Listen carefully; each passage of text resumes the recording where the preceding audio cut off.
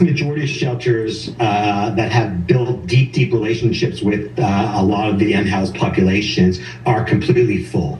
So, you know, it is now, it's kind of the idea of like, you can't just kind of like set something up and hope that people are just going to move to it. I mean, you know, again, it's that sense of if it's cold, it's cold. Sure that something's going to be safe. Just like that guy in St. John lost his leg.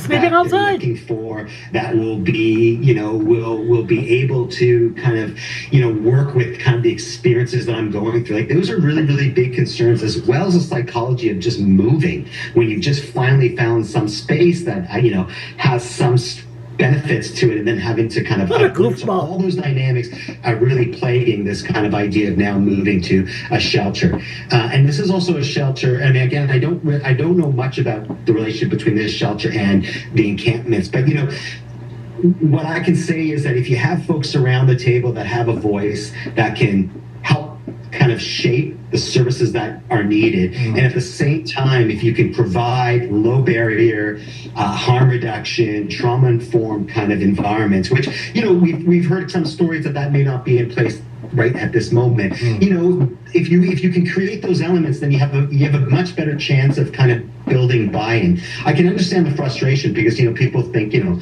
come on, a shelter is better than a tent, but not necessarily. I mean, the sense is that, you know, yes, people want to be protected from the extreme weather. They also want to, you know, feel safe, cared for, and you know, able to survive.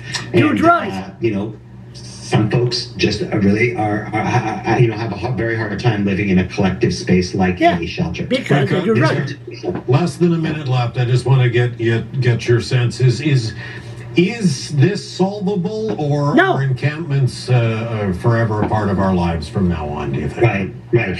You know, so encampments are not just, you know, unique to Halifax and to Nova Scotia. Sure. We're seeing, you know, across Canada, across the States, and definitely in the developing worlds as well.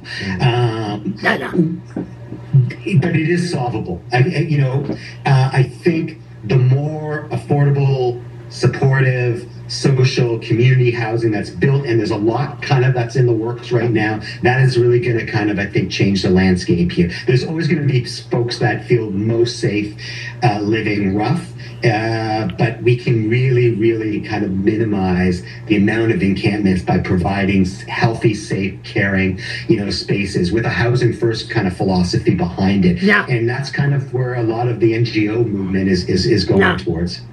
Jeff, we'll have to leave it there. I want to thank you so much for joining us tonight. I really appreciate it.